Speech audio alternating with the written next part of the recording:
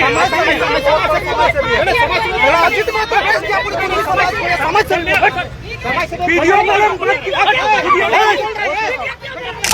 गया, सब साफ सुथरा हो गया। आपने झारखंड की पीड़ा, झारखंड का दर्द, झारखंड की बेबसी को कितना समझा, और यदि समझा तो फिर ये आशा क्यों करते हैं। नमस्कार, जोहार, मैं हूं देवेंद्र कुमार। अब देखना शुरू कर चुके हैं लाइव लगातार। दोस्तों, वर्ष 2014 का वह दृश्य आपको याद होगा जब गुजरात के सीएम पीएम बनकर संसद पधारे थे, और संसद में जाते वक्त उन्होंने जब संसद पर अपना माथा टेका था तो पूरे देश में एक आशा का संचार हुआ था। दौर ही कुछ अजीब तरीके का था। पूरा देश अन्ना मूवमेंट की खुमारी से या खुमारी में जी रहा था, और नेहरू से लेकर इंदिरा गांधी, राजीव गांधी तक, या वो कहें मनमोहन सिंह तक, जिन जिन संस्थाओं का निर्माण हुआ था, चाहे आईआईएम में हो, आईआईटी हो, एम्स हो, और दूसरे पब्लिक सेक्टर कंपनियां हो, ये तमाम कंपनियां मनमोहन सिंह के मौन में भ्रष्टाचार का पर्याय बनती हुई दिख रही थी। यानी उस तरह का एक नैरेटिव फैला दिया गया था कि कांग्रेस मतलब करप्शन, मनमोहन का मौन मतलब भ्रष्टाचार।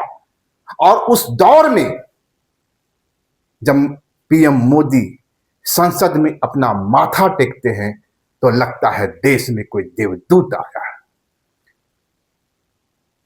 उसके बाद जो हुआ वह कहानी को थोड़ा विराम देते हैं। आते हैं वर्ष 2026 में। 2026 में के विधानसभा चुनाव के बाद जब झारखंड विधानसभा में टाइगर जयराम महतो की एंट्री होती है, तो टाइगर जयराम महतो हूबहू कार्बन कॉपी ठीक उसी स्टाइल में विधानसभा के द्वार पर चरण स्पर्श करते हैं। लोकतंत्र की वंदना, और बगैर जूते, बगैर चप्पल के विधानसभा के अंदर पहुंचते हैं। जयराम महतो के इस अवतरण में झारखंड के युवाओं में भी नई ऊर्जा का संचार हुआ था। लगा था कि जो काम विनोद बिहारी महतो नहीं कर सके, निर्मल महतो नहीं कर सके, बिरसा मुंडा से लेकर जयपाल सिंह मुंडा तक जो कसक अधूरी रह गई झारखंडियों की, उसे पूरा करने जयराम आए।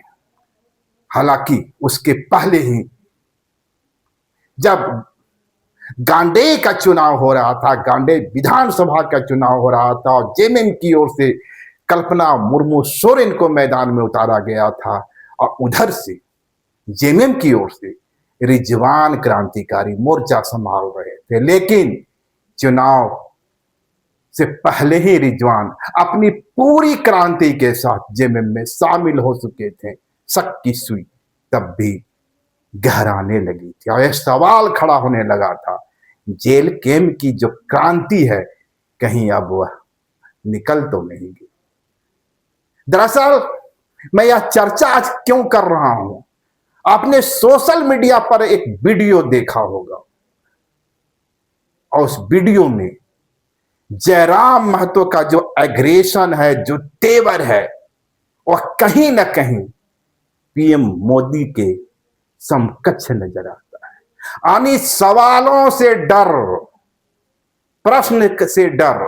भाई, आप जनता हैं, जवाब सुनिए, सवाल मत कीजिए। और यही बदलाव झारखंड के युवाओं में संदेह की सुई पैदा कर रहा है। झारखंड के वे युवा, वे बेरोजगार, या वे झारखंडी मानस जो समझ रहे थे कि जयराम महतो की एंट्री से झारखंड की पॉलिटिक्स में एक नया सवेरा आएगा, वह जयराम महतो अब सवाल सुनने को तैयार। पहले इस वीडियो को देखिए। कोई पार्टी लेवल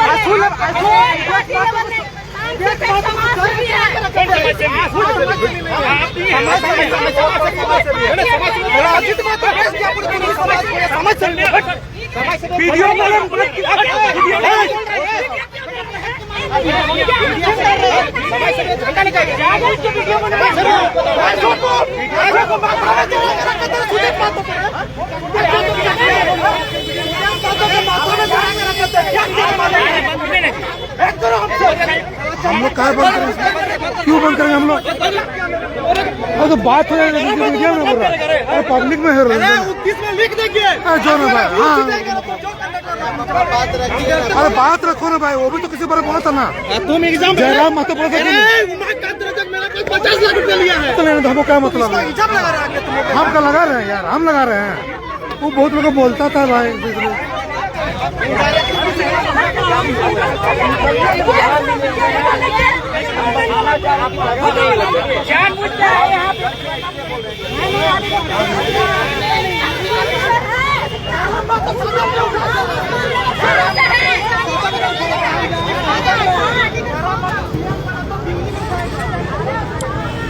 देख लीजिए दोस्तों किस तरह ये लोग कर रहा है, हाथापाई कर रहा है। अरे बात बोलो यार, दूसरा नेता को बोलने में अच्छा लग रहा था, जिन लोग को बोलने लगा है तो खराब लग रहा है लोग को। इस तरह का क्यों हो रहा है?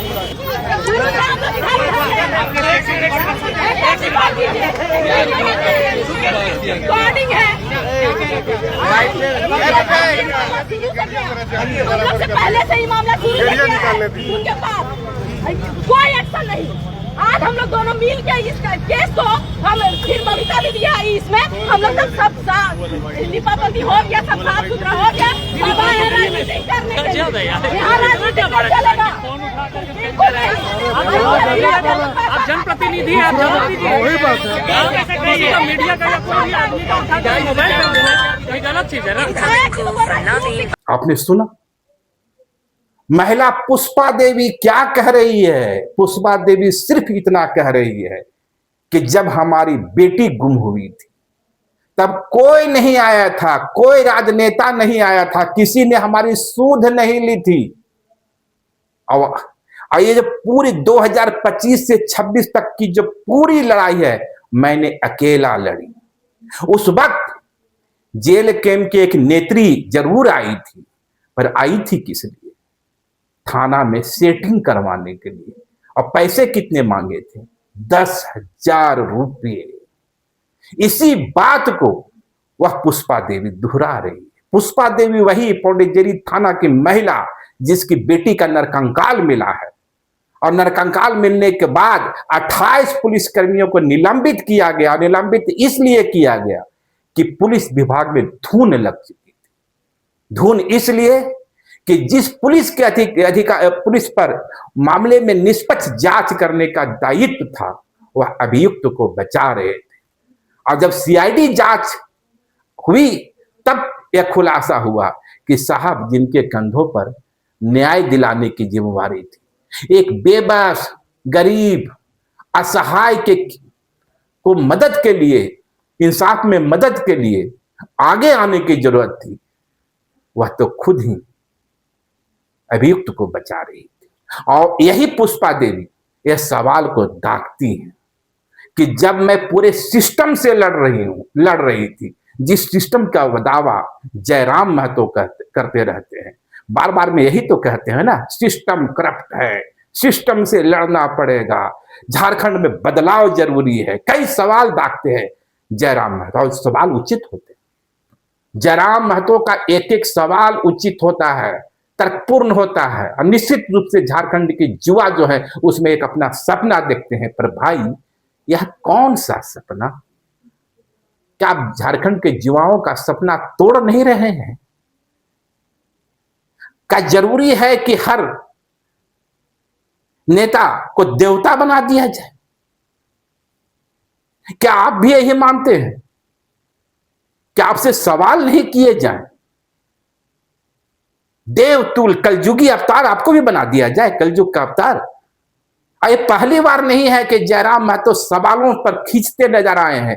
पत्रकारों से उनके साथ कई बार भिड़ंत हो चुकी है। अक्सर वे पत्रकारों के सवालों पर उलझ जाते हैं या पत्रकार को ही कटघरे में खड़ा करने की कोशिश करते हैं और हर बार ढाल होता है झारखंडी अस्मिता।